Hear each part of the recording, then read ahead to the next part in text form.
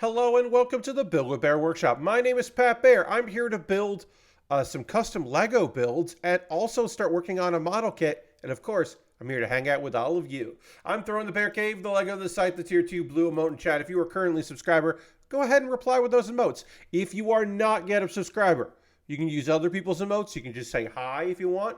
Or if you feel like being a lurker, if you don't want to say anything, you don't want to get in the chat, you're watching on your phone and it's annoying to do both, you got me on your Chromecast and you're just hanging out, enjoy. Just be a lurker. That's also acceptable and cool. And honestly, do whatevs. Live your best life. Or live the life you can live. However you want to roll, go ahead and roll that way. I'm here. It's a Saturday evening. I'm going to work on some custom Lego builds here. And then we got a model kit to start working on. We got a dog mecha. Crazy says, glorious day for the God Emperor. Indeed. Indeed, indeed, indeed. It's Saturday. It is a somewhat infamous day in anime, in the timelines of Ghost in the Shell. It is a fun middle of the weekend. Lashbrook is here. Hello, Lashbrook. I'm going to be honest with you, folks. I'm tired. I went for a very long walk today. So I normally walk for about 45 minutes. I don't go on distance. I really go on time. So it's 20 something minutes and then turn around. This was more like an hour with a break because I went out of my way beyond where I normally walk. And I walked all the way to the grocery store instead of just normally I turned back way before that. And I had bags with me and I came back with groceries and I didn't bring enough reusable bags, canvas bags. So I'll remember that for next time. But then I had in my head that I didn't want to pay for delivery. Also, weekend delivery of groceries, not great. Not great at all. Just not a good call. So I was like, I'll save some money. I'll save some time. I won't have to sit around and I'll get exercise. I'll just walk to the grocery store and I only have to cross one road that I would describe as not great. And everything else is a straight shot. It is literally just off the same street I live on, or the one next to it. Am I too loud today? I don't know. Let me know if I am too loud on the stream. But I think I'm trying to adjust my volume in this room better than I have previously. So I might be a little loud. You let me know in the chat. And let's get to the building here. I'm going to retweet my tweet, see if a few more friends want to join us tonight, and then we'll start doing some custom builds. We're going to do a knockoff of an X-wing fighter. We'll do that in just a moment here. But yeah, let me know audio wise if I'm peaking, if I need to pull back a little bit. Again, I am using stuff custom builds here that I found on Rebrickable. The user Brick Intelligence has made a bunch of these, not PDFs, unfortunately, but videos. So I do have to constantly advance in the video, which is, it's not the best in the world, but it's fine. And they made a bunch of these small little things using the Lego 3-in-1 Space Shuttle as a base. So anyway, so I'm going to be doing that. So I went for a walk, and I would describe that walk as fine. It was long, legally distinct alphabetical fighter ship. Indeed, Coog, indeed. Yeah, so my walk was just longer, but there was something that I forgot to think about when go for a long walk, go beyond where I normally walk, go grocery shopping for things, because I didn't need a whole lot, but there were a few things I definitely needed. Like I needed more lettuce and cucumber.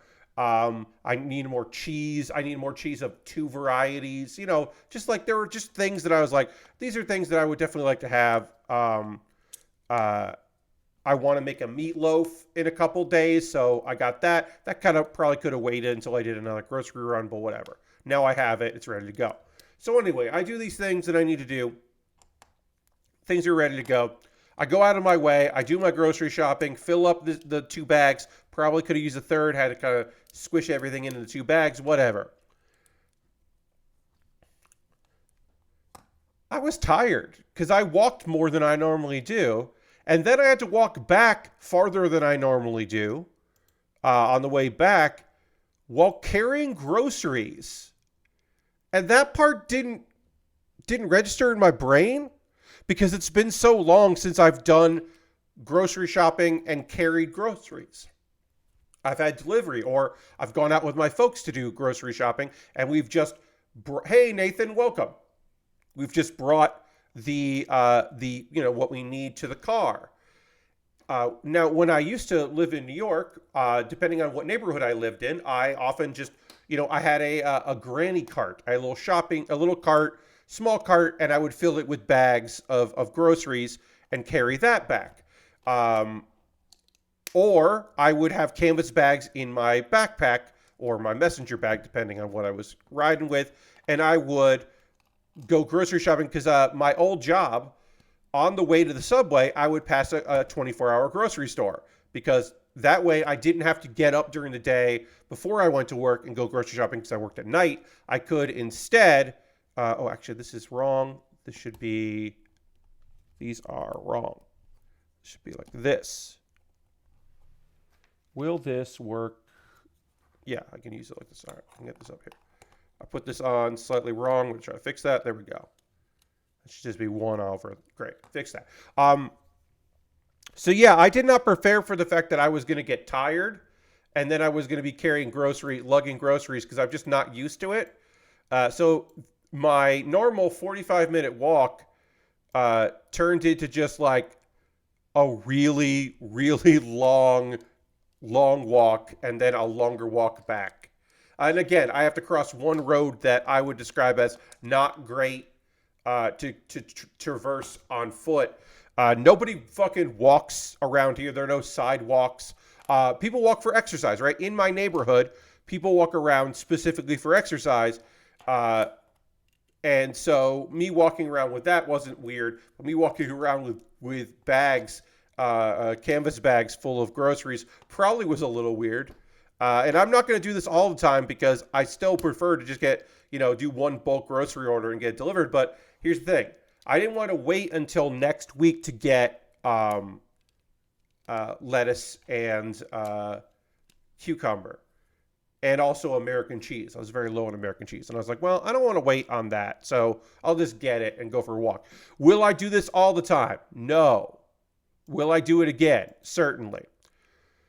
When I do it again, I won't get soda. And I only got 2 bottles of soda, but that was still too many. 2 liters of soda. 2 liters. No thanks. Why did I do that? Why did I do that? I don't know, but I did do that. All right, I need 8 of each of these here. So we'll do that. We're working on our not really X-Wing fighter here. The certainly kind of an X-Wing fighter is the thing that we were working on. All right, so we got 4, 6. Do 2 more of those. All right. Here's the deal. Friends, viewers of the stream.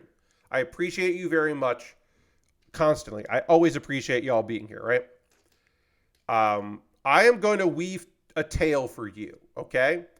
I'm going to tell you a thing that is currently happening in the world that doesn't mean much, but it does mean something, okay? I would not certainly call it an injustice, but a situation has presented itself in the world of things that I like that is flabbergasting. And I don't think me saying these people did this thing without context. Crazy, if you want to get some popcorn, you're more than welcome to. I think it needs context. Now, some of you might already have some of the context of this, or you might have all of the context about what I'm about to tell you here. And if you are ahead of me in my storytelling, in my presentation of this element here, feel free to keep it to yourself. My one request of you, friends, and I try not to make requests. I have appreciation for y'all doing stuff, but I try not to make requests. My one request is, if you know where the story ends that I'm about to tell, that I'm about to enlighten y'all on. If you know where it's going, don't worry about getting ahead of me. You just be ready to type out the message, but don't hit send. Because I'm going to tell you something that ends with events that took place last night at a wrestling show. But to properly give it the context, I would like to go back years, okay, and tell you the story of one wrestler and how this one wrestler and what is happening to this one wrestler today, currently, right now, is symbolic of what a company philosophy that I fundamentally do not agree with. Okay, so we'll get to that. All right, so let's go back. Let's go back to the 2000s. In the 2000s, a lot of new wrestlers showed up in the WWE, which is what you need. You need new blood. You need new people to come in. You need to try to make new stars. You need to have people in the mid-card that can get some wins but lose to the big people, so the big people have new people to defeat. You need, and those people are going to go away or retire or whatever, and you need new talent. And one of the best ideas for new talent out there is to train them yourself. WWE had various places to train people. And one of the other things WWE did, which a lot of companies have done, they're not the first, they're not the last, was relatives, specifically the sons of, and also daughters, but in this case the sons of, wrestlers. Because wrestling is a family business. For better, and in many cases worse, wrestling is a family business. So you're often going to see second generation, third generation. We're in fourth generation now of superstars, brothers and sisters, aunts, uncles, cousins. Wrestlers have a tendency to marry the sisters of other wrestlers. It's a whole fucking thing. The Hart dynasty, in large part, is because Bret Hart's sisters married other wrestlers. As the reason why the Hart dynasty, the Hart Foundation, existed the way it was because it was just like, well, another wrestler has married a Hart, so they are Hart brothers. Great, let's go for it. This happens, right?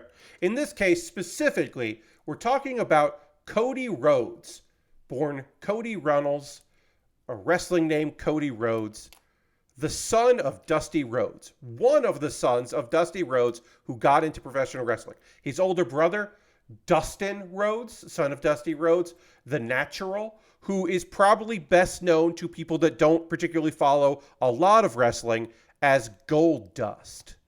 Goldust, the son of Dusty Rhodes. There's Dust in the name. Great. So Cody Rhodes, good-looking kid. Good-looking kid. Shorter than Dusty, shorter than Dustin.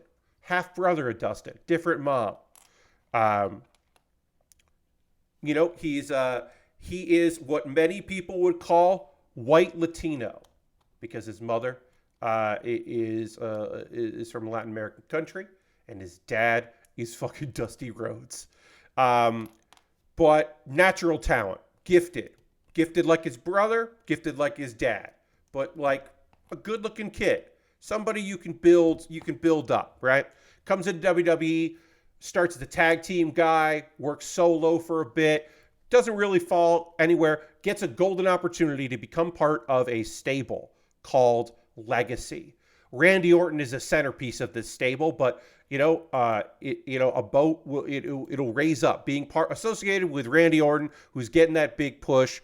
The son of Bob Orton Bob Orton Jr. He's gonna go places. Cody Rhodes in there with Ted DiBiase Jr., the son of Ted DiBiase. That makes a lot of sense too.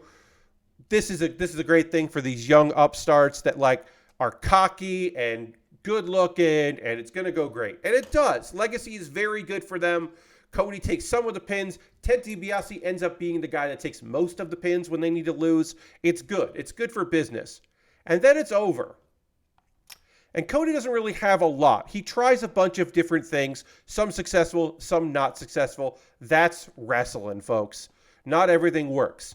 He legitimately gets injured during a period where he is playing a narcissist, American Psycho style.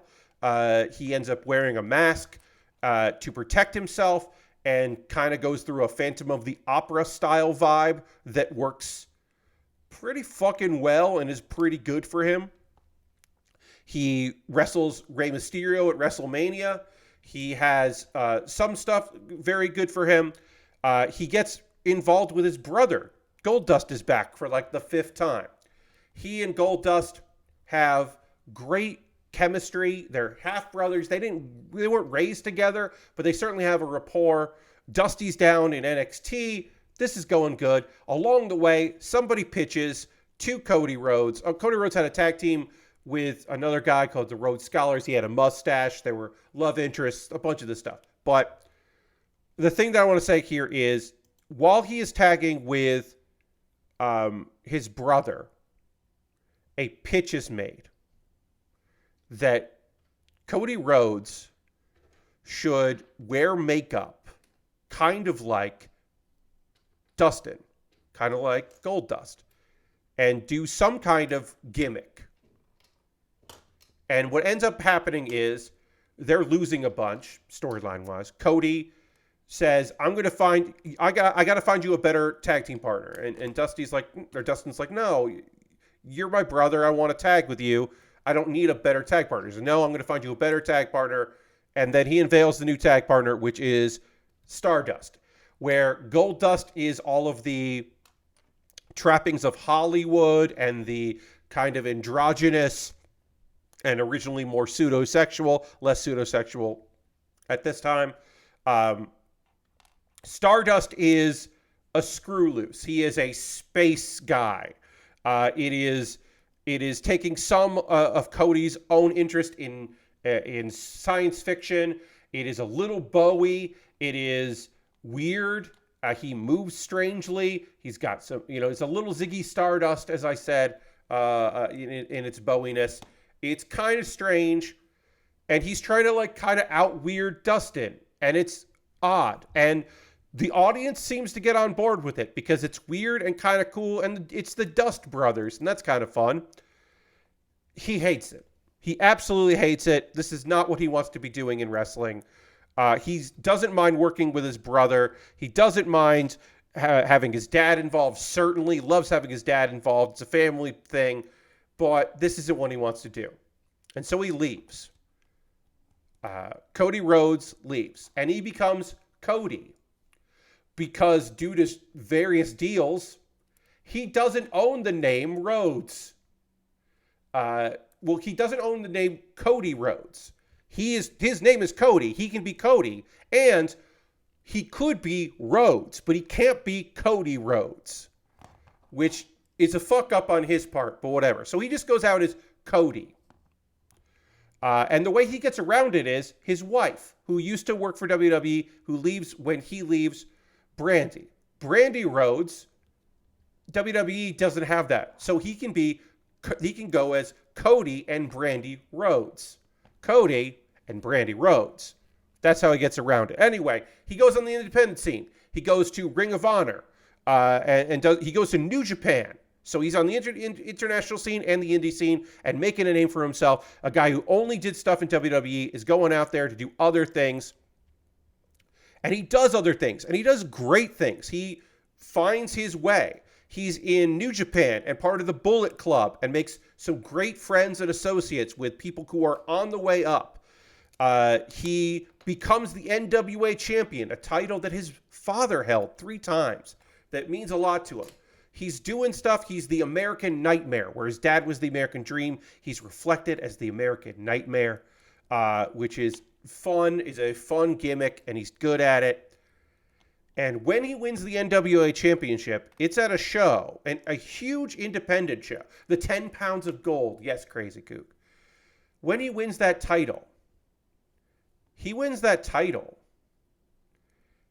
at All In, which is an independent show in Chicago, which is huge. These are people, these are his friends from New Japan, the Young Bucks, and Kenny Omega. So that's Matt and Nick Jackson and Kenny Omega came together to do a show.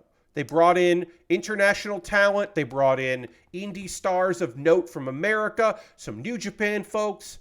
They brought in some retired WWE people or people on a break who are doing the international circuit. It's a variety show. It's all of these talent. It's talent that diehard fans of wrestling have mostly only seen on television or live streams or tape trading, And it's a big deal. And from that, from All In, AEW is formed, All Elite Wrestling.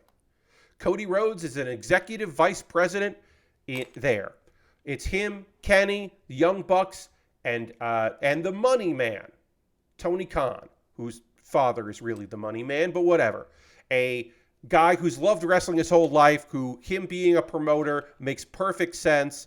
You know, he's a message board kid. He's a E-Fed kid. He's a guy that, you know, you can find him and his dad in video in the front row for ECW shows. Like he's got bona fides. He's got a love for it. It makes a lot of sense that he's going to come in. And everybody kind of takes their thing. Bucks kind of handle tag divisions. They worry about the storylines and stuff like that. Kenny focuses on some of the singles stuff. He also focuses on the women's division, trying to make that a thing because that's something he loves and he wants to champion. And Cody kind of ends up focusing on new talent because he's got a wrestling school with some guys that come in. Some of his trainers come in to be people that enhancement talent, to be trainers. He uses his influence and his wrestling school that he has to be kind of like the run of people that come in to lose, or the next big thing, or the guys that lose until they stop losing because suddenly they're doing pretty well. Because you need those people. So he comes in for that. That's kind of like what he brings to the table for that. And a bunch of things happen. And eventually, sorry, let me just, I don't know what this, oh, okay. I'm sorry. I could not understand what this instructions want me to do, so I apologize. Eventually, Cody Rhodes does not renew his contract. He has done a bunch of things. He has made one key weird decision where he says, I'm not going to challenge for the world title anymore. He's kind of in the mid-card as like the king of the mid-card, working with new people, working with new talent, working with people to come in. He has a reality show with Brandy. She has a thing going on, for a while there as well. And then she backs off a bit from that. But yeah, they have a bunch of stuff. They do a bunch of things. They're around, but they're not the focal point of the show. And Tony Khan has taken more and more of a leading influence in the show. He's done more and more, been more and more in charge of production. He's taken much more of an active role in what happens in the day-to-day. And Cody kind of makes the decision to go a different way. He lets his contract expire, does not renew it. He gives up his position as executive vice president, and he goes off to the WWE. He comes in at a big show in the WWE to face Seth Rollins, and everybody knew he was coming. They didn't announce it until he got there, but everybody knew that when the spoken words before his music hit, wrestling has more than one royal family.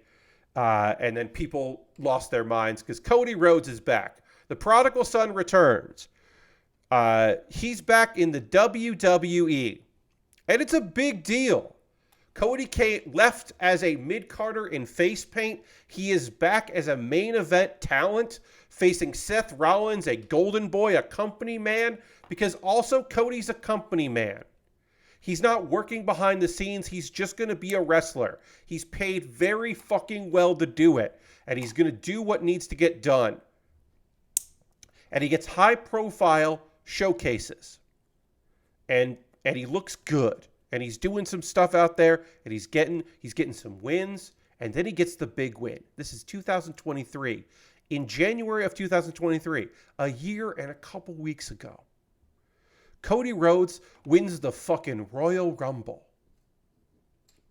What some people consider the best match in WWE, the best pay-per-view in WWE, the one WrestleMania is the spectacle, Royal Rumble is the cool shit. He wins the Rumble. And as part of winning the Rumble, he is going to main event WrestleMania. Cody Rhodes, Stardust, the lesser of Dusty's sons. The guy who, at one point, they stuck with a tag team going nowhere for no reason, just so they could lose to other people. Cody Rhodes, who left, made a name for himself and came back, is going to main event WrestleMania. And there's only one man for him to fight at WrestleMania. And that's Roman Reigns. Roman Reigns, the undisputed heavyweight champion of the world, the universal champion, the man who has combined belts, the man who has all of the legacy belts, the belts that start, the belt that Bruno made famous, and Hogan, all the way to the Universal Championship, the new belt they had made when they phased out some old ones, the one they needed to be on top, because WWE loves to combine belts and then start a new belt. Well, they combined all of them together again. All the legacy held by Roman Reigns, the tyrant, the man with all of the support. And it's not just because that makes the most sense to do that. Our X-Wing is done here. We finished our X-Wing. I'm going to take a photo of it. It's not just because that's the big belt, and you want the big belt. Cody gives us a monologue to let us know why he's picked this belt. And this is, you were watching me do some of my passcode there, so I get to change my passcode after the stream. Hey, Lord Crashington, I'm telling a story. If you're ahead of the story, it's okay, but I'm telling a whole tale right now. And I'm also going to change my passcode later because I entered some of it while my phone was somewhat on stream, which is great. So I'm going to change that after the stream's over, but I caught that myself there. I'm going to take a photo here of our knockoff X-Wing fighter. So, 2023, Cody Rhodes makes the declaration that he's going to face Roman Reigns for all of the belts. And the reason he's doing that, not just because he wants to be a world champion, because of course he wants to be a world champion. He's doing it for his dad. It's a little closer to Battlestar Galactica Lashbrook. You're right. It is not like a 1-for-1. All right, we're going to disassemble this. We are going to do one more build. We are going to do, let's see. I'm going to see what else I have here. I have a couple planes. I have a bunch of planes here. We'll do one more plane. Let's see. We got I don't really like that one. John, yes. Lashbrook thought that the X-Wing, the X-Wing fighter looked a little more like a Battlestar Galactica ship. Okay, we got an airliner. We're gonna build an airliner. That's gonna be our next build. Here is the airliner. We'll do that next, but I have to disassemble this first before we can do it. Oops. Yeah, a little bit of a Viper vibe. I understand what you're saying there. Anyway, so Dusty Rhodes was never the world champion in WWE. He was never the world champion in WWE. But he did hold the belt. But it wasn't an official. It wasn't official. It wasn't real. Cody Rhodes wants to win the belt his dad never did. The belt that Bruno, that Pedro Morales, that Hogan, that Bret Hart and Shawn Michaels and Stone Cold Steve Austin and The Rock all held. The big belt. The legacy belt also in that legacy, the WCW, the NWA title that Dusty did hold, depending on who you talk to and blah, blah, blah, blah. Flair's belt, all of that legacy, Roman Reigns has, and Cody wants it. And Cody in this promo, in this monologue, says a thing that internet trolls, positive and negative trolls, will remind us of for years to come, all the way now to 2024. Because Cody Rhodes says that he needs to finish the story. That him winning the world title finishes the story. So he faces Roman Reigns. And he loses at WrestleMania 39. They are not done telling the bloodline story. They are not done with Roman Reigns being the top champion. Cody Rhodes does not finish the story. Cody Rhodes had that main event spot instead of Sami Zayn. Sami Zayn had told a better story. It was a better tale. Sami Zayn, the lost man, the broken man, the man who had almost given up wrestling in kayfabe, that had found family within the bloodline and chose to turn when they turned their back on his best friend, Kevin Owens, the guy that had supported him in thick and thin, his blood brother. And the crowd wanted Sami Zayn to win. Sami didn't have a WrestleMania moment. Sami didn't finish his story. But now neither did Cody. And someone from the audience threw a rubber chicken into the ring. So Cody Rhodes, dejected after losing, was just there with a rubber chicken. And it's very fucking funny. But also frustrating. But the story isn't over. Cody Rhodes had a great program in 2023 into 2024 with a wrestler whose name I will not mention. Great program with him. Great signature matches. A short tag team run with the titles with Jey Uso, formerly of the Bloodline. They had an unlikely friendship and partnership that was very fucking fun because it was the wild guy using slang and the very, even though he is mixed race and biracial, the very white Cody Rhodes, who is definitely not street at all, hanging out with Jey Uso, was very funny and great. And then he started cutting a couple promos and made it seem like he was going to go to he wanted to win the Royal Rumble. You know, there's CM Punk is around. Maybe you'll have a match with CM Punk. That makes sense, you know. But maybe he's going to win the Rumble again. Could he do it back to back? Is he going to fucking is Cody Rhodes going to finish the story? Cody Rhodes could finish this. Cody Rhodes wins the Royal Rumble in 2024, a week ago today, when I was not streaming because I was watching. Cody Rhodes won the Royal Rumble. He fucking eliminated CM Punk, the guy who wants to wrestle. The reason he's back in the WWE, CM Punk, is because he wants to go to WrestleMania.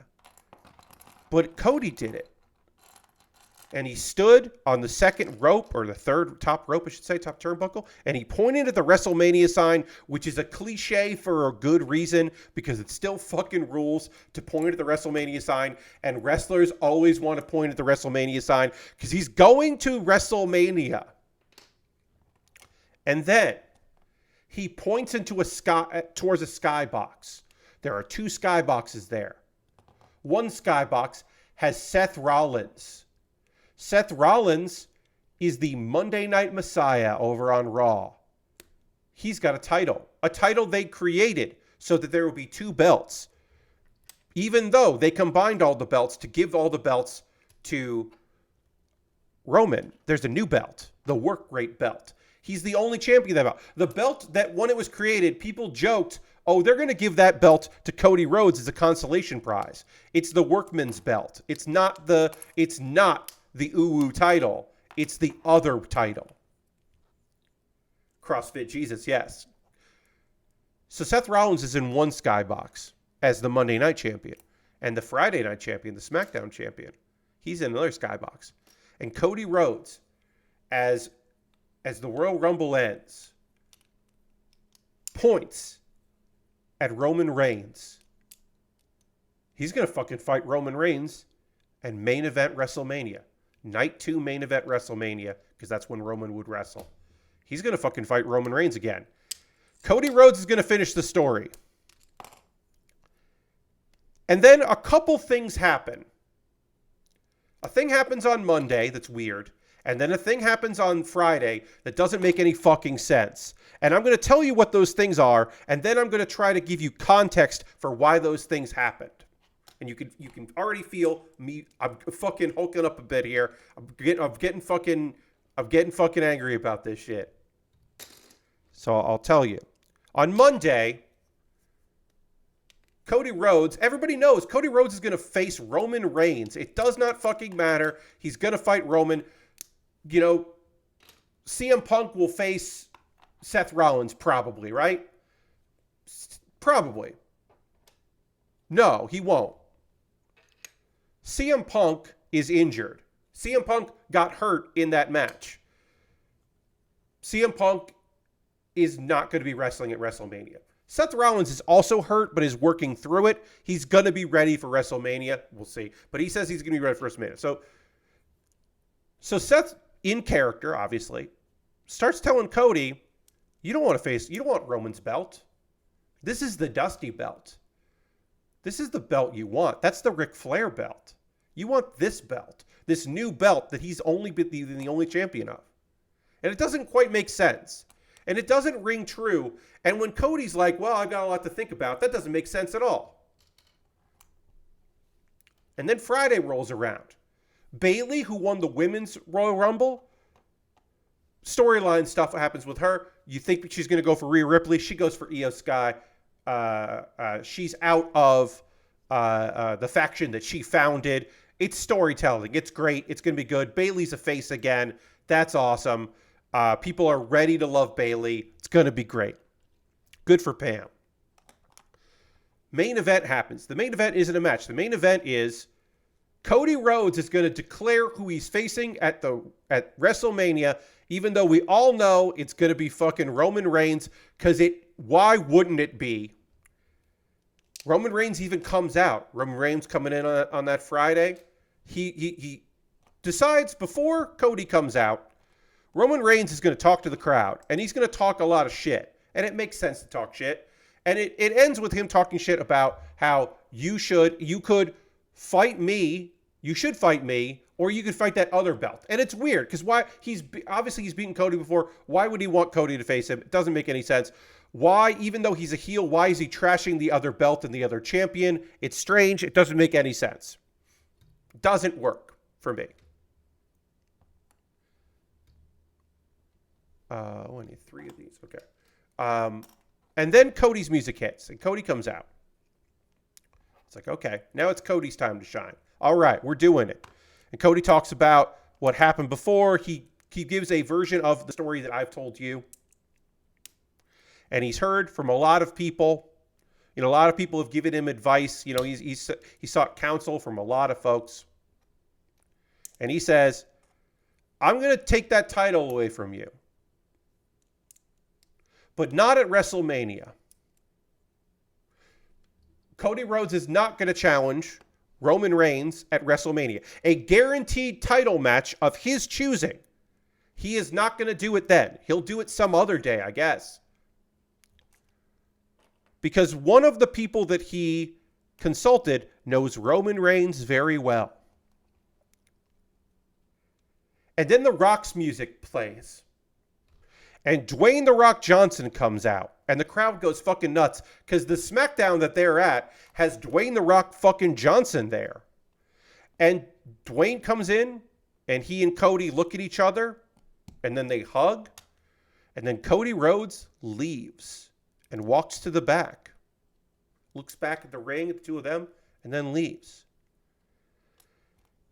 And then The Rock has a stare down with Roman Reigns. Harold's here. Welcome, Harold. Saying 75. That's 3/4 of a year. That's not right, but thank you. Thank you very much. Also, Bear Cave Lego Sites, Tier 2 Blue Mountain Chat. Thank you, Harold. I'm telling a tale of wrestling and real life stuff that I've been telling for most of the stream, but I'm heated about it, so please indulge me as we continue here. We're almost done. We're almost to the point of what I wanted to say. And Roman Reigns has a stare down with his cousin. His cousin, who is the leader of the bloodline. He is the tribal chief of the Samoan dynasty here in the WWE, the legacy that goes all the way to Peter Maivia, Rock's grandfather, because these guys are cousins. You know, you got Rikishi, you got Yokozuna, you got Rosie and Umaga, and the Tongan Kid. You've got all of these a legacy of folks here. The Samoan SWAT team, of course. Rikishi, or the dad of the Usos, and Solo Sikoa, who's in there. Jacob Fatu is on the Indies. It's a whole legacy, a whole dynasty. And The Rock stares down Roman Reigns, and the crowd chants, "This is awesome." Because it's an awesome moment. And SmackDown goes off the air. What the fuck? And you're like, Pat, they had it. They set it up. They did the thing. They set up a way to finish the story. Roman Reigns can lose the titles to someone that it makes sense for him to lose it to. It's not a shock win. It's a win that means something and makes sense and would turn a guy that they've been building for since he came in, stamp his legacy. Cody Rhodes sold the most merch of any wrestler at the Royal Rumble, including Roman Reigns. He sold a gaggle of it. People were so fucking elated when he won the Rumble. How does that work, Pat? They're not going to finish the story? They're not going to have him... I put that on, right? Okay. They're not going to have him win? How does that fucking work, Pat? And it comes down to a key thing that happened. A couple things that happened. One, as I mentioned before, CM Punk is injured. So if on paper, the matches, our big ticket matches were going to be CM Punk versus Seth Rollins. Not happening. Roman Reigns versus Cody Rhodes. Big deal, big thing. You know, not marquee, but big. But Punk was going to kind of keep things going along because he's in the news, and him being back is a big deal. Him finally getting his WrestleMania match, that's a big deal. And then you're going to have some big undercard stuff. You're going to have some returning people come through. You've got some good people. A thing that was going to happen was a Brock Lesnar. Brock Lesnar was probably going to have a program with somebody. Brock was going to come back at the Rumble. Brock didn't come back at the Rumble, but he was going to come back at the Rumble. And it was going to, and you know, the person that eliminated him, it was going to lead to a match, and it was going to be a whole thing. Now, the reason why Brock wasn't in the Rumble is because Brock is implicated in some nasty civil stuff that involves Vince McMahon. If you don't know the details of this, I am not the person to include you in these details. My apologies. I refuse to do it.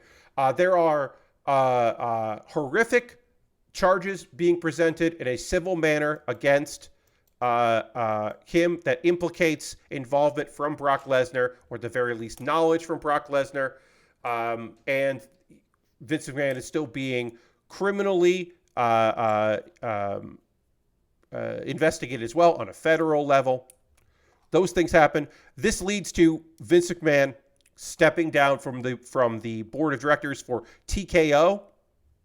TKO is the new company that owns both UFC and the WWE, owned by Endeavor. He steps down. Not going to be associated with it for a while. Yes, it's completely horrific, Harold. Yes, it's completely garbage. So he steps down, right? So bad press. But the week leading up to the Rumble had good press in it because they made this huge Netflix deal for all of this money. Raw's going to go to Netflix, and the pay-per-views and past programming are going to go to Netflix, and it's going to be this huge fucking international deal. So that's there. And also, another big thing happened because joining the TKO board of directors is Dwayne "The Rock" Johnson. Dwayne "The Rock" Johnson, who can be The Rock outside of WWE because that's part of the deal, he's joined the board of directors. And if you know anything about wrestling, you can understand why Cody Rhodes was pinned in for facing Roman Reigns on Saturday, and then on Friday isn't pinned in anymore. And on Monday, it was like, well, let's kind of see and And by Saturday, it wasn't the case. Because The Rock has been wanting that big match. And The Rock thinks that The Rock being in this position will increase revenue and increase ticket sales for a show that's already sold out and doesn't need his help. Also, part of this deal is that The Rock has promised that he will wrestle for the WWE sometime this year. So why not do it now? Of course, a lot of this is conjecture. Please take a lot of this with a grain of salt. This is all what dirt sheets are saying. That Dwayne The Rock Johnson has agreed that he will do a match with, at some point. So why not get that out of the way? Get a big money match. Get the match with Roman that he wants. Yada, yada, yada.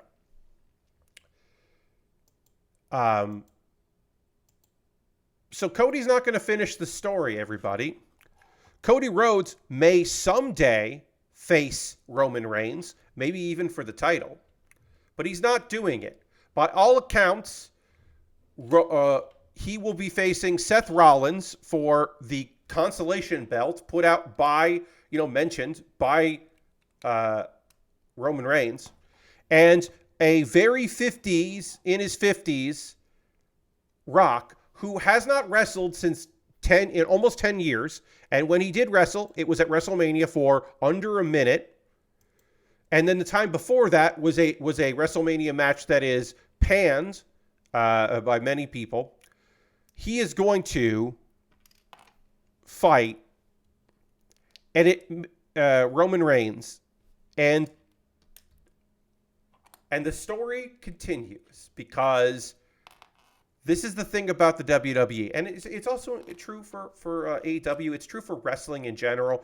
WWE is just very guilty of it. Is they are not in the business of finishing stories. They are in the business of retroactively telling you that was the end of a chapter. Because there's always TV the next week. Because the story always continues. And it's terrible for fans who watch week to week or tune in on occasion. Because they could do they spent a decade trying to make Roman Reigns the guy. And you would not be wrong in arguing that they have made very few people the guy since they made John Cena the guy. If you told me that have there been guys since John Cena? Daniel Bryan was the guy, and they fought that all the way, and they did not want that to be the case. Daniel Bryan and Roman Reigns. What are the odds that Cody gets de-Bryaned into the match due to audience discontent? So here's the thing, Bobby. They worked around it, right? Cody Rhodes, in kayfabe, in character, Cody Rhodes decided who he wants to wrestle. They knew this would happen. They knew that people would be unhappy with it. And you also have to remind yourself that, is it people on the internet unhappy? Is it people who bought tickets? Are they also going to be unhappy? Because we're going to find out on Monday. Because on Saturday, they couldn't be bothered because The Rock showed up. On Monday, when he comes out and he and Seth are face to face, will the crowd boo? They might, but the crowd also might cheer because it's a cool matchup. Triple threat winner takes it all. See, that's the thing, right? The triple threat makes sense because Rock can't really wrestle. Although a Roman-paced match he'll do better in. No, that's not going to happen. Cody Rhodes is going to be nowhere near Roman. Because the boss of the WWE, the guy who only answers to three people, two people, The Rock is literally booking himself in a WrestleMania main event. And I don't think you take that away from him. Because he's more authority than other people. No, I think Cody Rhodes is going to lose to Seth Rollins. And then maybe someday he'll beat Roman Reigns. And here's the real thing. The real kicker is, I don't believe Cody Rhodes is going to win at WrestleMania. I think that they were booking Cody Rhodes to win the Royal Rumble back-to-back, to face Roman Reigns again, and to lose to Roman Reigns. Because they want Roman Reigns to have a title reign longer than Hulk Hogan. So, and that takes you through the summer. So I don't think Cody was even going to win. I'm mad about the fact that Cody Rhodes doesn't get to lose to Roman Reigns at WrestleMania. That's what I'm mad about. And I'm mad that if they'd wanted to do this, they fucked it up. Because here's the thing. I could believe a world where Cody Rhodes, the character Cody Rhodes, was like, Roman, you've got too many friends. You've got the bloodline. It's not even worth it. Someday someone's going to take you down. It's not worth my time. I'm not going to ruin my WrestleMania on you. You're not worth it. Seth Rollins, I've beaten you before. That belt looks nice. If he had said that on Monday, I believe it. It's weird. It doesn't make any sense, but it is a logic that you can at least go, all right, whatever. But instead, he pointed at Roman Reigns on Saturday, and then 6 days later, he somehow got talked out of facing Roman Reigns. And it doesn't make any sense. And it doesn't work. And it's bad booking. It's just bad booking and a bummer booking. And it's so weird. Dusty's kid main evented WrestleMania. Dusty's kid won the Royal Rumble twice. He came in to make a lot of money, which he is. Of course, everybody wants titles because they want the bonuses, they want the prestige, they want the big money matches. I don't know how much Cody Rhodes actually cares about titles. I don't know how much Cody Rhodes actually cares about fulfilling something from his dad, who he obviously is a complicated thing in that regard. I don't know. I don't know the man. I've met the man. I've met Cody Rhodes on 2 occasions. We have chatted very briefly about Zelda, as one does, and Ring of Honor, because he was in Ring of Honor when I have met him on both occasions. But I don't know the man. I don't know how the man works. I don't know what the man's wants or needs are. I know the man left an EP position or EVP position to just be an employee. And I do think someday he's going to go back to AEW and they'll strap the rocket on him in AEW when he goes back with more money and less responsibilities and a main event run because he's a main eventer. I don't know if he's going to beat Roman Reigns someday. I don't know if he's going to beat Seth Rollins. But I do know he should be losing to Roman Reigns at WrestleMania. And he's not. And instead, The Rock might beat Roman Reigns at WrestleMania. Because you can't put it past him. You can't put it past that the guy with the book, who does not give a shit, who got what he wanted. Dwayne The Rock Johnson has the name The Rock. Dwayne The Rock Johnson has adoration. He's coming back to huge pops. He can use The Rock. He can rebuild the career that he derailed himself by trying to take over control of the DCU, which he failed to do, and kinks in his armor because people suddenly remembered, hey, The Rock makes shitty movies, huh? People finally realized, oh yeah, The Rock makes bad movies. Weird. The Rock's only been in a couple good movies. Huh. He's a movie star, and he doesn't make good movies. Weird. Like, people are just starting to catch up with that. So now he's going to be The Rock again. But also, what if Dwayne wins at WrestleMania? Because that's what's best for business. That he has decided that's what's best for business. And it's possible. The Rock also kind of has an ego, so I imagine he would double down on this if anything. Yes, Bobby. Yeah. Yeah. It's wild. It's a wild situation. And as soon as it happened, I was like, this is going to be the first hour of the stream. I'm going to talk about this in the first hour of the stream because it's so fucking weird that this is happening. And I had to talk about it. And it's bad. And people are like, well, The Rock The Rock and Roman is a bigger match. It's a bigger match and it's a bigger deal. And it's like, that's because The Rock is an old wrestler. Of course it's a bigger deal that The Rock is involved in this. Because he's an old fucking wrestler coming back. But he shouldn't be main eventing night 2 of WrestleMania and taking on the unbeatable champion. The, like, unbelievably important champion. That should not be his spot. The Rock should be beating up a mid-carder comedy act for everyone to go, hell yeah, we just got to see The Rock do cool shit. That's what he should be doing, and he's not doing that. Even if Cody Rhodes wasn't going to win, Cody Rhodes is not in his 50s. You gotta have new stars. You gotta make new stars. You gotta. Because The Rock is going to wrestle one time this year, contractually. He's going to wrestle once this year. Will he wrestle twice? Maybe. Can The Rock still go? I don't think he can. I finished this plane. This plane is done. We are done with this. We are done doing the alternative builds here, the alternative Lego builds in the show description. I will have the YouTube archive. I will have a link. I'll put that link in the middle of the show for these that I made here. And we're going to move on to a robot doggo after our break here, because the shuttle is done. These are very fun.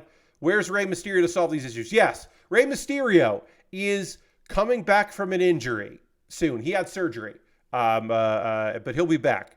But yes, here's the thing. It makes me sad. It makes me sad because I don't even really like Cody Rhodes. I think Cody Rhodes, end of his AEW run, sucks.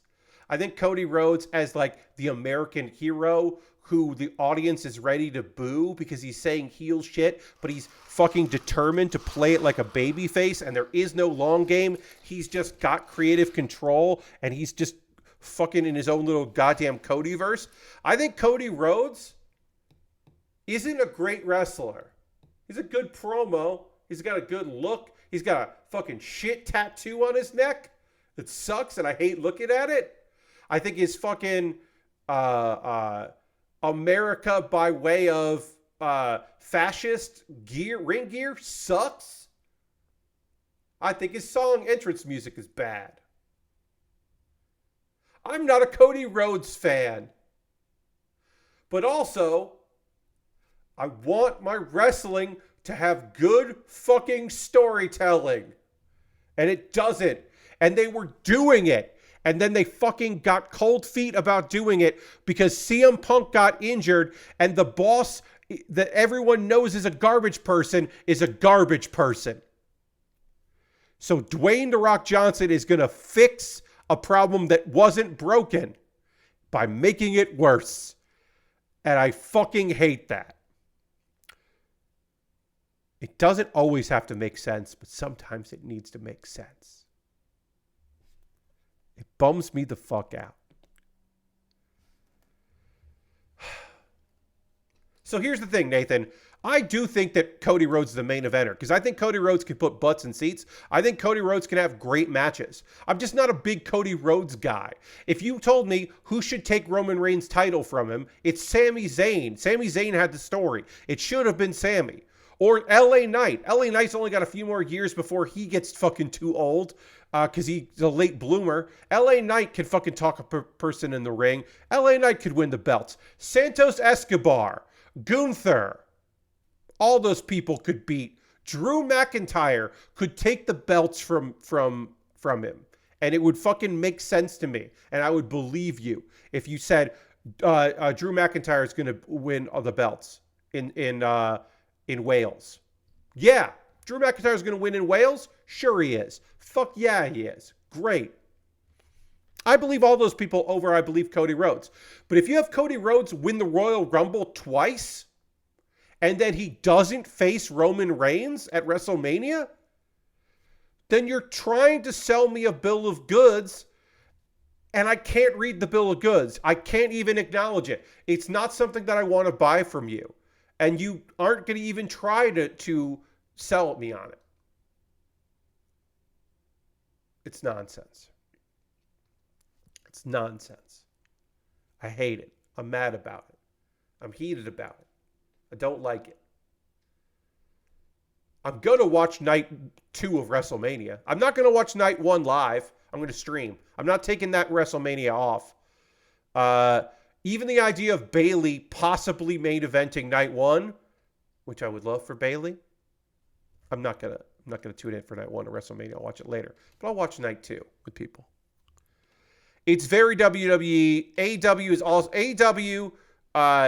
Draws out stories way too long. WWE doesn't pay off stories that they have written.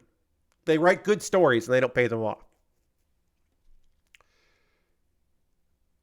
Very small. We have to move on. We have to move on. We're going to build a model kit. We're going to move on to new things.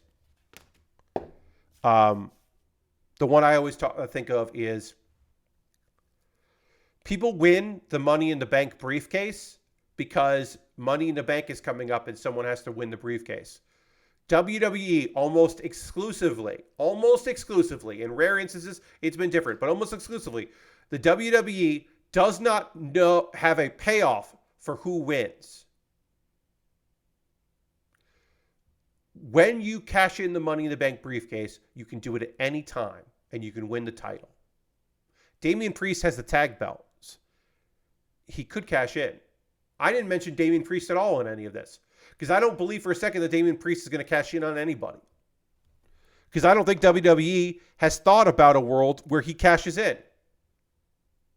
It's infuriating. I love Money in the Bank. I love the idea of someone carrying around a briefcase. I'm never convinced that they, when they decide who wins the briefcase, who's in the match and who wins the briefcase, ever decide, like, because Otis won it. Otis was never going to become world champion. It was just funny for Otis to win the Money in the Bank briefcase. He caught it. It fell and he caught it. And that was funny. It is infuriating. Hi.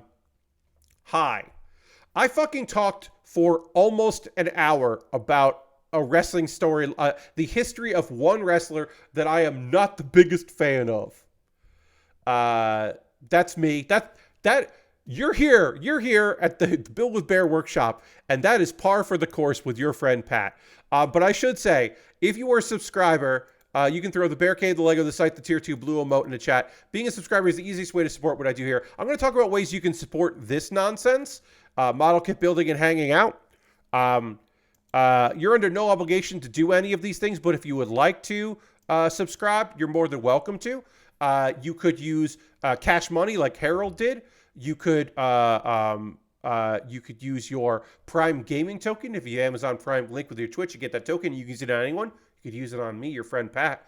You could also, if you wanted to, gift a sub. We have had no gift subs. We're barely into February. If you wanted to gift a gift sub to someone in the community, help them out, let them not see ads, let them get cool emotes, you could do that if you wanted to. You're under no obligation, of course, to do that as well. Everything I'm talking about here, you don't have to do. But if you want to, I mean, I would love it. Sorry, I got so focused now that I'm not mad about wrestling for a moment. Suddenly I'm itchy. Hello, Vicky. Welcome. I have other ways to support what I do here. And again, I'll get through this quickly and we'll get back to building. We'll start working on a 30-minute missions dog. And that's just fun to say. Bought off my wish list by Aristovan, which rules. If you want to support me on Patreon, you could do it over on Patreon. If you don't want to support me through Twitch, you go over to patreon.com/PatBear. There's a $1, a $3, a $5, and a $10 tier. There are different rewards for the different tiers. Consider joining me on Patreon. Also, I have a YouTube channel at youtube.com/PatBear. Over there, you can subscribe for free, of course, and please do. I post videos there all the time about a bunch of different topics. I'll plug some of those later. And also over on my YouTube is a membership. And for just $2 a month, you can become a member. And then when I get $100 saved up from AdSense and memberships, I will buy model kits with that $100. I got to wait till I get $100. I'm close. I'm at like 96 right now. So sometime this year, I will get $100 and I will be able to buy model kits with that $100. And I won't buy like one expensive kit. I'll buy a bunch of kits and refill the coffers. You could also make direct donations. I talked about monthly ways to support me, but also a direct donation would be great. And everything I make through one-time donations through YouTube, which includes AdSense, so watching my videos helps me through Patreon and through Twitch, all goes into a fund. I take money in that fund and I buy model kits. I've got a backlog. I got a few things that I would love to build. It would be great to build it. I got a backlog off screen, I should say. But one thing that's happening, the next couple things we're going to be building all came from my Amazon wish list. A wristband and an anonymous benefactor bought some stuff for me to build on stream. So the next thing we're going to be building, this extended armament vehicle, the extended armament vehicle, which is the Robo Mech version. We'll be working on that next. That comes from my Amazon wish list. And I recently put some new stuff in there. You can buy something there. It'll come to me in the mail. I'll build it on stream. It jumps the queue and make a dedicated YouTube video about the things you bought. I've got Lego sets. I got model kits. I have inexpensive kits. I've got expensive kits. I have one thing up for pre-order. I added something that's up for pre-order because I thought that would be neat. I can't remember what kit that is. Oh, yeah. That is the Pluton Gundam from Gundam Build Metaverse. The Pluton Gundam looks fucking rad. Metaverse is a whole multimedia thing, and that kit looks rad as hell. It is not a death scythe, but it is in the larger family of death scythes. It's got a little Love Phantom to it as well. It's a kit that has a good vibe. The pre-order is up for that. If you want to pre-order that kit for me to build in the future. But yeah, I got model kits and Lego sets and all kinds of things and some gear at the bottom. And you could do that. And like I said, I make a dedicated YouTube video about the things you bought, and then I will build them on stream. And they jump the queue and become the next thing I build, which is why I'm starting on the doggo instead of kits I have that I purchased myself. I have a Throne wish list. You can buy some stuff there. USA Gundam Store. The most convoluted way to support me is to go to USA Gundam Store. Buy a gift card there. You get an email with a gift card code. Then send me a whisper on Twitch or a DM on Twitter, because my DMs are open, with that gift card code, and I will use that gift card code to buy something at USA Gundam Store. Again, the most convoluted way to support me financially.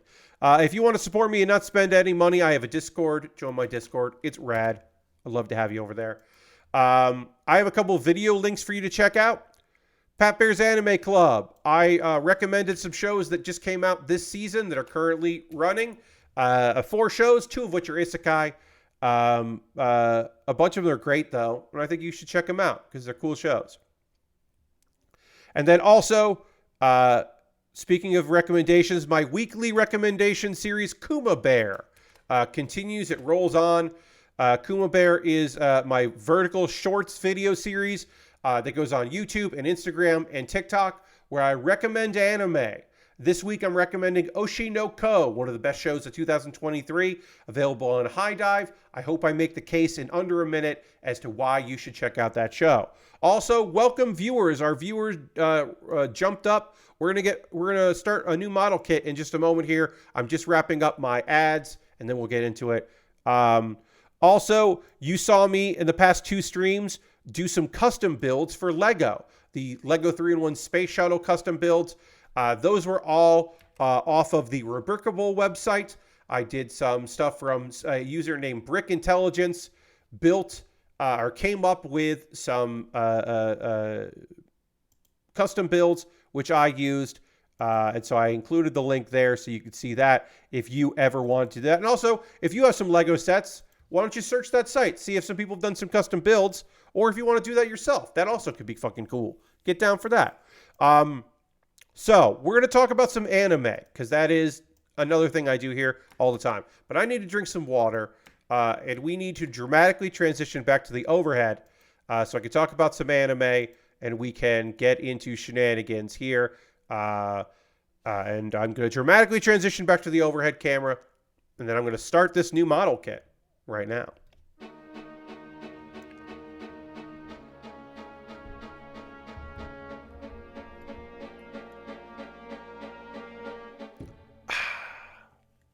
Okay. I'm going to need this. Yeah, 22 and 23. Bobby Dice Roller just gifted a bunch of subs. Thank you so much, Bobby. Let's throw the Bear Cave, the Lego, the site, the tier 2 blue emote. Bobby also just completely no-scoped it and did it as soon as the transition music was over, which is awesome. Welcome, Insidious Clock, Ray's Fox, Lego My Egg, Egg O, or Zero, Earner Blade, and Chipotle Chips, exclamation point. Welcome, welcome. And we're going to talk about some anime here. I'm also going to throw some emotes in the chat. So, if you're new to the stream, I watch a lot of anime, and I talk about a lot of anime. We only have one sticker here, and we're putting it on directly in the beginning. Our very first step is going to be to take this headpiece and add a sticker to it.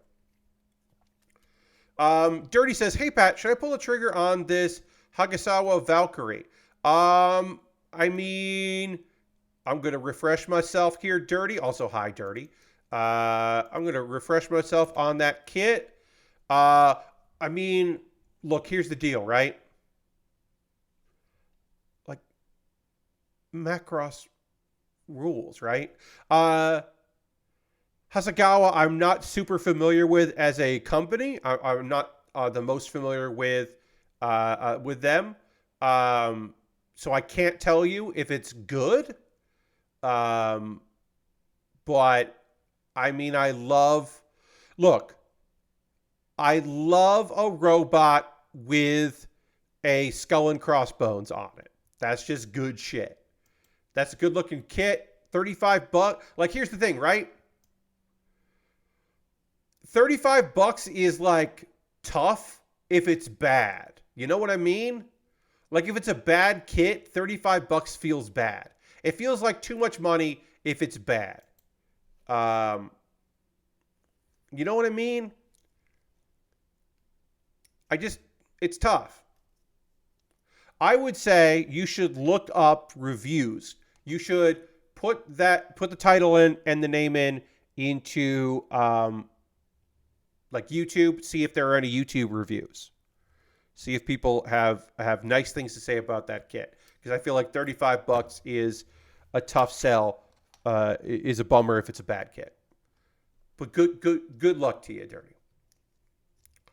All right, anime chat. I got two shows to talk about here. If you're new to the streams, as I said, I talk about anime here that I watch on a weekly basis and go through the episodes. We are in the second half of the double core, the back-to-back 2-core for Frieren, Beyond Journey's End, one of my favorite shows of 2023, which continues to be one of my favorite shows in 2024 because this show just fucking whips ass. We are in some battles here. Frieren, to give you just an overview of the most basic overview. Frieren is a very long-living mage, one of the best mages in the world. She's an elf. She was part of the hero's party that defeated the Demon Lord. And that fucking whips ass. And everyone's like, that's cool as hell. But that was a long time ago. It was so long ago that half of her group are passed away. They have passed away, including the hero Himmel. So our girl is going on a journey to go to the land of the dead to speak to Himmel, because Himmel's soul is resting somewhere. And she is retracing some of her steps to get there. She wants to go to the demon continent. She can't go to the demon continent right now unless she becomes a first-class mage. So she is taking exams to do that. There's this group battle in round 1. There's some fighting. Some people might kill each other. Some people are like, it doesn't matter. This isn't worth it. Dying isn't worth, being a first-class mage. At the end of the last episode, someone just said, no, it totally is. Not only do you get fame and glory, but the head of the Mage Association will give any mage, or a first-class mage, a spell, like if they can, like any kind of spell. It's a once-in-a-lifetime opportunity. Well, for Frieren, it's not a once-in-a-lifetime opportunity because she's been offered a spell before. Because 1,000 years ago, Frieren met this dude because Flame, her master, Flame's master is Sari, whose name I'm not going to keep repeating because it will trip up my phone. It literally will, my phone will come alive if I say the name of this mage. But luckily I'm almost done talking about it. But yes, my phone will just be like, oh, you're asking me a question? Oh, you have a prompt for me? I do not have that prompt. I do not want you to do anything. All right. We have done this part now. Now we are building out two solid. We're doing this twice here. We're building a doggo that also is a robot that transforms. It's a 30-minute missions kit. It's our third 30-minute mission kit I've ever built. My second this year in very short amount of time, which I'm surprised about, but sure. I mean, I put it on my wish list. Thank you, Aristophan.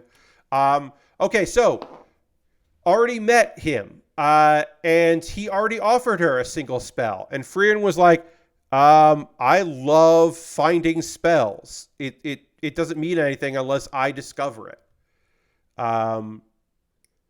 And apparently, Frieren is not ambitious enough for this mage, but her teacher is just like, yeah, like, but unlike us, Frieren can envision the world at peace. So she's going to be the mage to defeat the Demon Lord, which is true. Our girl's instructor knew.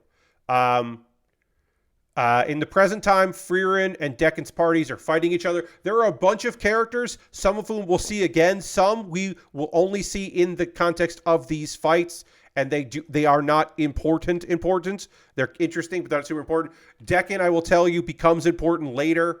The old man Deccan.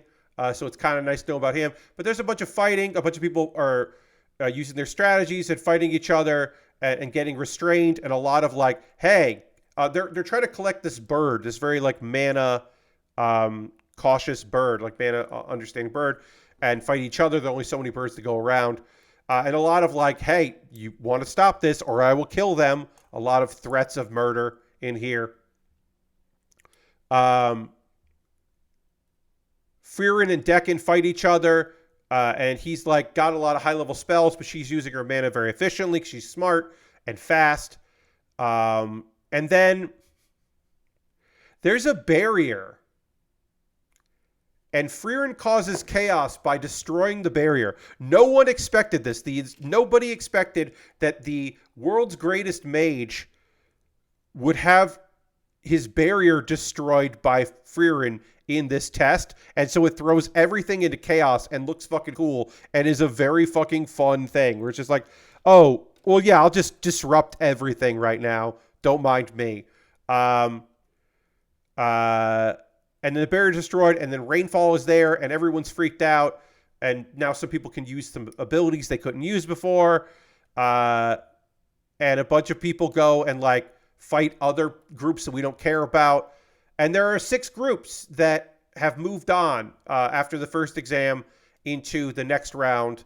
The mage who's in charge of this exam kind of has like a chuckle, being like, This is great. I love being surprised. It's so rare to be surprised. That's why I'm still a mage and doing stuff. And then also, they're going to take a break for 3 days. And the episode ends with, I didn't forget about him, but I'm sure some people forgot about him. The third member of our party, Stark, who is just hanging out at a tavern waiting for them to be done. Because he's not a mage, so he's not part of this exam. So he just has to hang out and wait. And I was like, oh yeah, what's Stark doing? Hanging out. Also, Stark is probably doing a bunch of things because as we learn way later in the manga, Stark has a rich life outside of shenanigans, which is such a joyful, wonderful realization that when Stark goes off, he's doing a bunch of shit. And it's very fun. It somewhat reminded me, this is a reference for like 5 of you. there's a two-part episode, so two episodes, a two-parter in Persona 4 Golden, the animation, which is a sequel to Persona 4, the animation. So it's the anime based on Golden.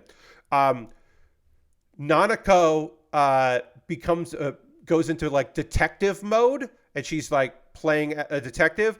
She's following around, just as speaking to me, she's following around her big bro, the protagonist, the main character, you.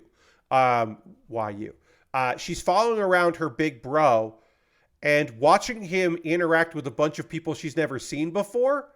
And it's all of the social links that aren't part of your battle, all of the extra social links, like not all of them, but a lot of them, including the mysterious fox. And it's from Nanako's point of view. And she's just like, is this what Big Bro does all the time? He just goes around helping people? And including the delivery girl, who's only kind of referenced. The Chinese diner has a delivery person that's not really a character in Persona 4 Golden that becomes a character in the anime. And it's this fun little two-part thing where it's just like, and then Nanako ends up helping out as well. She ends up kind of like following in her big bro's footsteps to help people. But it's like, yeah, it's like the girl there. It's, I think maybe the nerdy kid, the tutor kid. I don't know. There's just like a bunch of stuff, including the mysterious fox. And it just shows that like, oh yeah, to Nanako, her big bro has like a couple part-time jobs and he goes to school and he knows Rise, he knows an idol. And one of his friends sometimes dresses up like a bear. And one of his friends works at Juness. And she's just discovering all of the weird stuff. Because, like, one of the things that's kind of like Stark. Stark also has a rich life where he gets into a bunch of shenanigans and we don't see it. And that's in the most recent manga chapter. And I was so psyched about that because I was like, yeah. Show me the other shit. I'm here for the other shit. All right, so we got to link these in half here. These will become arms or legs. I don't remember which. We'll find out later. We got to assemble it first. We'll find out later. But right now, we're just building up our doggo. But yeah, I love that shit. Because that also is the thing where, like, when Margaret shows up and everyone else in the party in Persona 4 is like, in Golden is like, hey, who's this? Who's this lady you know? And that always made me laugh. He randomly doesn't go to work for days at a time. Yes. He'll sometimes he'll just work at the hospital, and some days he'll go and tutor a kid. He's also on the soccer team or the basketball team. And he's also maybe a musician in the school band, or he's in the drama club, but not really in either, if you don't want. And then one of the girls who died, her younger brother's going through a lot, and you can help him if you want. But I never do. Yes, she hangs out with an old lady who's in mourning for her husband that died at some point. He helps out a fox a lot. And then also there's like twins who ask a lot of help from him. His teachers want him to find weird objects sometimes. Once again, there's also a fox. Like, don't forget there's a fox. Sometimes it is at Juness for some reason. Also, there's a lady who recently got married, and she's got a stepson, and neither of them have any understanding of how to become a family or any real desire to do that. And sometimes she's kind of flirting with this high school kid. It's weird. There's a lot going on. There's like a lot. Big Bro has a lot on his plate. Yes, there's the daycare. Yeah, the daycare lady. The lady at daycare. Who the other moms could help, but choose not to.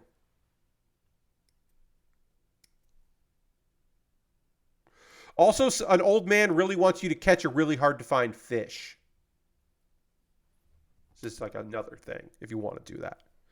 And there's one cat that needs you to feed it a lot so it can have babies several times. There's just a stray cat out there that if you don't feed it, it will never give birth to children. It won't die. It just won't become a mother unless you feed it. So I hope you'll feed it so it can give birth. There's a lot going on in that game. Also, there's a black kid named Funky Student, and that's not great. It's not great. This is not a great thing that his name is Funky Student. Because you don't learn the names of most of the kids in school. You just have nicknames for them. And one of those nicknames is Funky Student. It's rough. It's not great. It's not the best. Also, one of the businesses in the liquor store at night becomes a nightclub, like a nighttime bar that the grandma runs, and you have to go in there and you can work there. I've never worked at the bar, at like the it's not a gentleman's club, but it's like a nightclub. But you do need to go there sometimes to talk to the lady. I don't think I've only done that once on stream. It's a weird little mechanic that I never engage with because I don't know why I would. Anyway, I have another anime to talk to you about. Oh yeah, he's dating. Also, at some point you can date. Okay, so I should do the math here. There are there are 4 girls who you can fight, including Rise. We'll include Rise in there. There are 4 girls you can date that are your very close friends. You can date all 4 of them. And then you can date either the music girl or the drama girl, the stuck-up rich girl, the girl that doesn't have any memories. You can date her. Am I forgetting any other people? I want to say you can have like 7 girlfriends. And I think that's it. I think it's only 7. You can date every 4 and then 3. There are 8 romanceable, but you can only date 7 of them because you can only date either the music girl or the drama girl. You can't date both those girls. You can't date the sports guys or any of the guys you know. Can't date any of those dudes. There is a mod so you can romance Yosuke, but that's a mod. That doesn't count. That's not a canon event. Anyway, I need to talk about another anime instead of talking about Persona 4 Golden or Persona 4. We might just got a half an hour here. Oh, I don't think we're going to finish this. We're going to get real close to finishing it. We might finish it. All right, I need to tell you about the Unwanted Undead adventure. I've been waiting for this episode because it includes some of my favorite shit. If you haven't been watching this anime, I would say give it a look. It is a slow plotting adventure series. Plotting is the wrong word. It's taking its time. And the art, I think, is really great. The manga is gorgeous, and I think the anime is doing a good job. It's not my favorite, but I think it's doing a fine enough presentation of the material. So our main dude, Rent, died, and he was just a skeleton, and he manifested the ability to evolve. He is a monster who is evolving. And right now, he is basically a ghast. He is almost a vampire. He is close to being a vampire.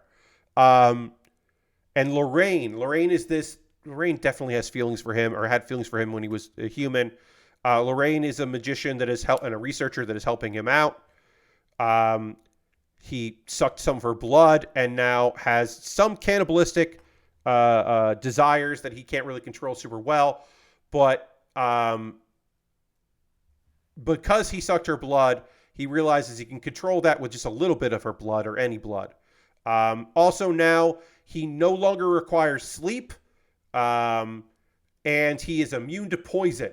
Because part of the deal is, in her helping him, is not just she's learning about evolution in a way that, or the evolutions of monsters in a way that she would never want to be able before. But also, she's helping a guy that she really likes.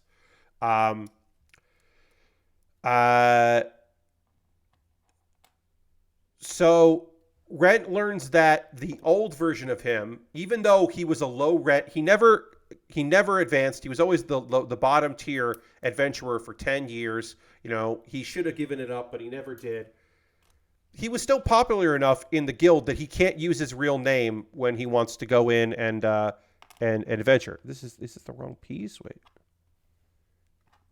Sorry, hold on. Oh, okay. Yeah, that was wrong. I was doing that wrong. Okay, so that goes like that.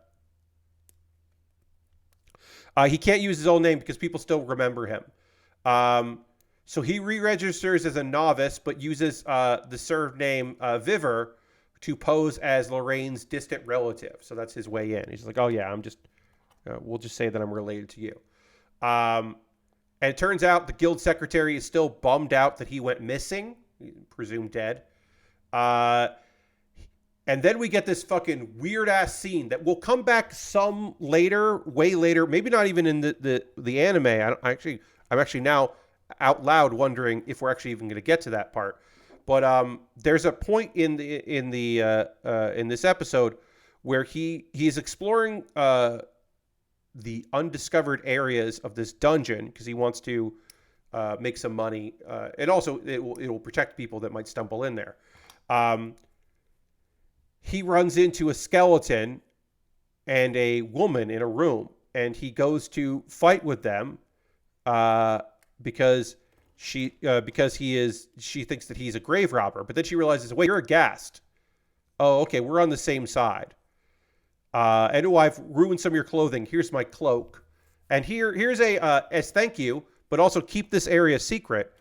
Here is a map that, as you go, the map will instantly record information, which is a huge win for him. This is going to be real good for him. It's very mysterious. She seems incredibly powerful and strange. It's very odd that this happened.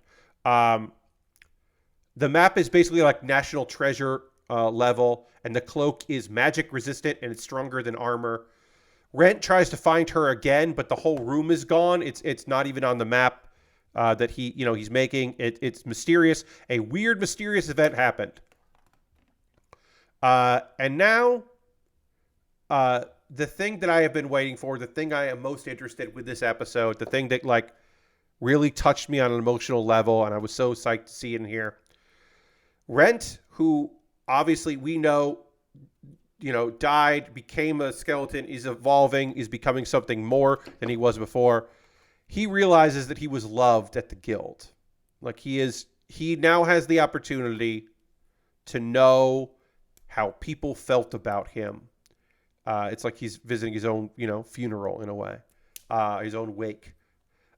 Because even though he was low level, he was very studious and he knew a bunch of things. And the guild doesn't have a training program for new adventurers, but he went out of his way to help people until they got to a point where they didn't need him.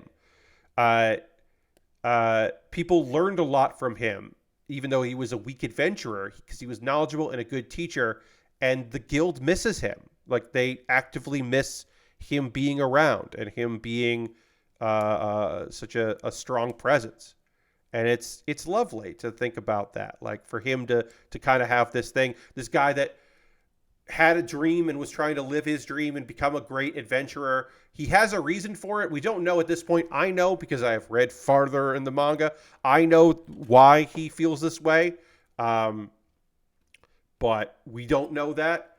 And it's fucking cool to see, this scene that I have been waiting for this to be depicted in the anime, of him realizing that even if he wasn't a great grand adventurer, he had worth, and there were people who are actively, in a business where people die or leave suddenly, he was a constant, and they're mourning him. And it's a cool scene in a cool anime. And that is the Unwanted Undead Adventurer. Again, it is a slow-paced thing. If I saw a review of the first episode where someone said, hey, if you don't like inner monologues in your pilot episode, this is not the anime for you. And I'm like, well, you want to know what's going on in the show? Like, what? But yeah, I guess if you don't like inner monologues, if you don't like world building, some people don't. Some people don't want their world building at the beginning. They want it to like a slow trickle. They don't want like, and I'm not even saying it was an info dump. I'm just saying like it does dump some information at the beginning. Yeah, this might not be the show for you, but it is for me. Now is the part of the stream. As I almost finish, we're going to finish this doggo. We're almost done with the doggo. I did not think we'd be done with the doggo, but we are almost done with the doggo. Now is the part of the stream where I want to hear from you, friends. What are you watching right now? What are you playing? What are you into? What's going on with you? What do you got going? If there's anything in the world of video games and anime and TV shows and sports, I don't know. You're freaked out about Ferrari. That seems to be a thing that people are seem to be very interested in talking about in the world of F1. Seems like there's some shenanigans there that are causing people to want to talk about that stuff.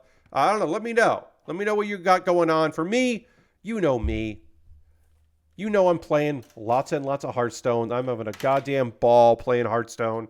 A new month, so I'm trying to rank up and finish some stuff, working on some new decks that I've seen out there, saving up some gold so I can get some packs, so I can get more dust and hopefully get what I need to get myself some stuff there. I'm building the tail here, and then we're done with this. There is a transformation, so we have to do that, but we'll get that going here. But yeah, let me know what you're into, what you got going on. I always like to hear from you friends, and know what the happening is. Yeah, mostly it's Hearthstone. I'm reading a lot of books, mostly manga, but some fiction as well. I am starting to read Undead Murder Farce because I don't know if there's going to be a second season of it. So I'm thinking of reading the novels, and I now have purchased the first novel, and I'm starting it. And while I do kind of wish more that I had, that I had the opportunity to read more, or not to read more, that I wish there was a manga version of it. I'm still enjoying what I am reading of it. So let's see. There are other parts sold separately that could turn this into a human with a different head. We don't have the different head. That's sold separately. But we could. The base of this could become like the components of this could go off and join another thing, or you can attach things. 30-minute missions style. They're interchangeable. We could put wheels on this. We can put the bazooka on here. All these pegs. We can take these blades off our doggo, and we can put the blades on the sides of our tank like that. So we got some stuff we could do here if we wanted to. I think we'll keep our doggo pretty secure, or pretty standard here. But we can interchange parts if we want to interchange parts. I guess we could like add wheels to it if we wanted to. We could just take this whole thing apart and plop wheels on there if we want to do that, but I don't know. Harold was watching some NASCAR race at the LA Coliseum before I came in here. Nice. That's cool. Lastbrook says, playing Infinite Wealth and didn't realize how much I missed these idiots. Also rewatched Die Buster, and it's kind of a thing that grows on me more that I watch it. Yeah, all right. Well, I'm glad you're checking that again, and I'm glad it's growing on you. Let's see. Been busy moving, Lord Crash. Good luck with that. Hope that's going well. which is mostly over. Hoping to get some time in Persona 3 Reload. Yeah, I don't know if I'm going to play Reload, but I'm definitely going to be watching some streams of it. Dirty played more PS5 Royal and almost made it through 13 days in game before I had to shut your goddamn mouth. Ryuji moment. I understand. Nathan says, I caved and bought Tekken 8 last night, even though I should be practicing Street Fighter 6 because I'm going to my first Evo this year, and that's my game I'm entering. Fuck yeah, Nathan. Nathan. Have fucking fun at Evo. That's rad. Play Tekken 8 because it's cool, but yeah, I mean, you know, if you feel like you want to do some training, I understand. I respect it and appreciate it. But fuck yeah, dude. That rules. Good luck at Evo. Have fun. Do some money matches at hotels or whatevs. And have a great time. That's awesome. But yeah, I mean, 8 seems cool. Tekken 8 seems fucking cool. Lashbury says, oh, is that why the legs look unfinished? Because you can put other kits' armor on them. Yes. So, this dog mech, there is literally a photo here of like other armor. Because 30-minute mission kits, the idea of the 30-minute mission kits is you can just like combine them with other things. And this is the dog mecha version of the armament vehicle, right? So it's like kind of a transport vehicle. And then you can combine it with other parts. And you can like, you can take this off and use this as legs on another kit. So part of the body of this kit pops off and becomes components for another kit here. Well, this will, I forget how this goes. Yeah, this pops off and this can be a leg for another kit. Or it can be a leg for this kit and you can replace that and just be a leg. So literally, this is like a kit you'd use in combination with other kits if you want to. And you don't have to, of course. You can just have a cool little doggo. Also, you can take one of these side blades and make it so the dog is holding a blade, which is obviously fucking cool. Now this dog has a mouth blade. No, so this is not a knockoff. I mean, it might be a knockoff of a dog unit of Metal Rising, of the cool dogs from Metal Gear Rising. It might be a knockoff of that, but yeah, the idea is that it's like a support thing in 30-minute missions. And then if you had another thing, again, you could you can combine them. You could combine them with another kit and have like 4 arms if you wanted to. Yeah, it's a little revengeance. Yes, you're not wrong, Dirty. It's a little revengeancy. I love the blade in the mouth. I think that is a cool choice. I'm going to take a photo of this. I'm going to take the blade out. Oops, I took the head off. I'm going to take the blade out of its mouth. But this was a one-stream build that I kind of wanted to do. I thought it might bleed into the next stream, but it did not. So we'll finish that off here. Yeah, our doggo is Dunno here. Our fun dog. Pop that down there like that. I don't know. I like this vibes. I like its look. Dirty, I have built the Liger before. I have only built a couple Zords. Sorry, not Zords. Zoids. I've only built one set of Zords. I built a Mini-Pla Zord that I bought at San Diego Comic-Con that was the original Zords, and then there were small little kits that you would buy in vending machines in Japan, but in this case, they were packaged together in America. But they were vending machine kits, and then they made a big one.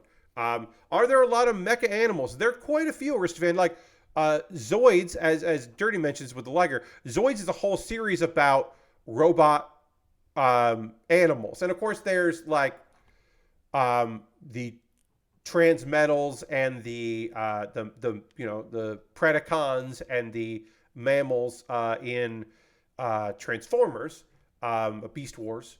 Of course there are those animalistic robots, but yeah, definitely Zoids is where you find a lot of them. And of course, Voltron, there are the cat robots as well, certainly. So they're out there. They're just not super plentiful. But I think I'm going to put this on the shelf because it is cool looking. I'm going to take a photo of it, and we'll kind of wrap up here. Yes, there is one in Gundam Seed, you're right. Lord Crash says, I've been listening to old Beastcast episodes and caught the one I forgot you were a guest on, where you made sure to rant about a small change to iTunes that made your tech work more annoying. Yup. iTunes was my preference because it was the playlist worked well. Here's the thing. iTunes full screen looked good and worked really well. But if you're playing a 3-second sound effect, you don't want to go to the next track in a playlist, which is like a phone ring. You want your 3-second gunshot to end. And it used to be that you would have a little check mark to like play this, or you have to press enter for it to play, or it would just continuously play through if it was checked.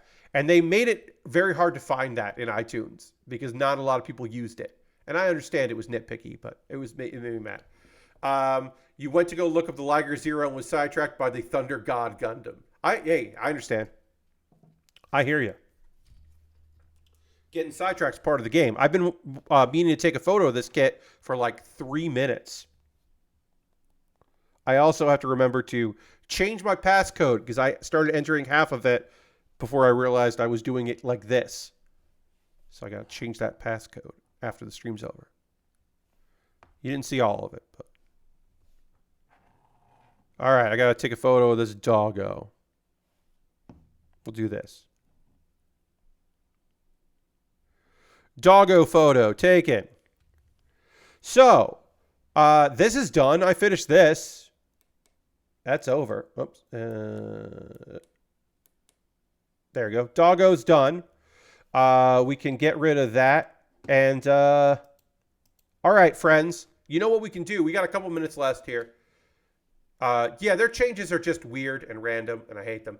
We got a couple minutes left here.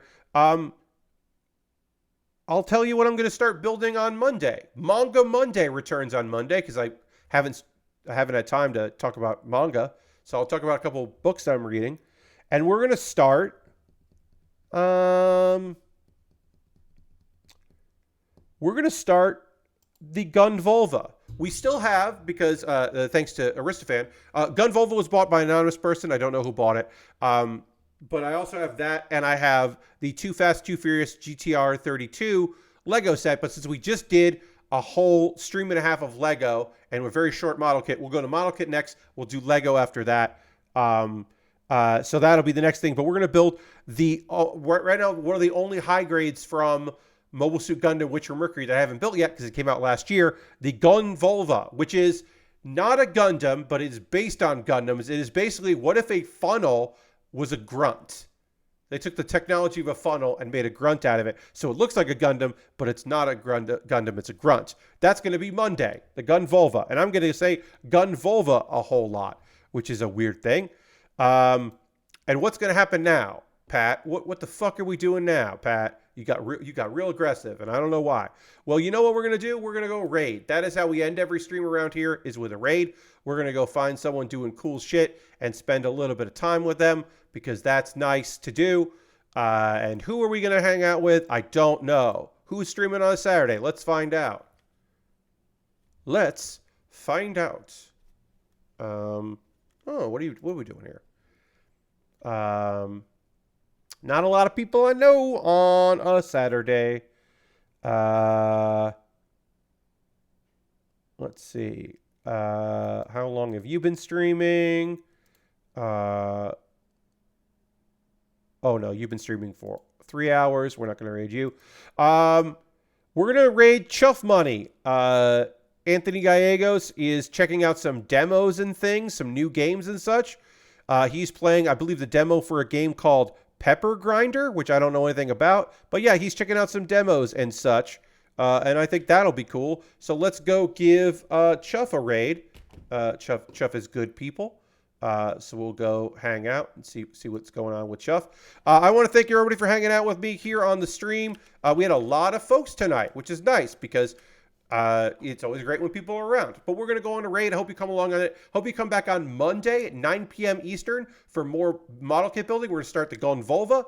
As I said, I think that'll be fun. We're going to go hang out with Anthony. And I hope you have a great rest of your Saturday. I'm going to hang out with Anthony for a couple minutes, and then I'm going to watch wrestling, because even though I'm mad at it, I still love it. And Eddie Kingston's wrestling, and I want to see that. Goodbye, everybody. Goodbye, goodbye, goodbye, goodbye, goodbye, goodbye.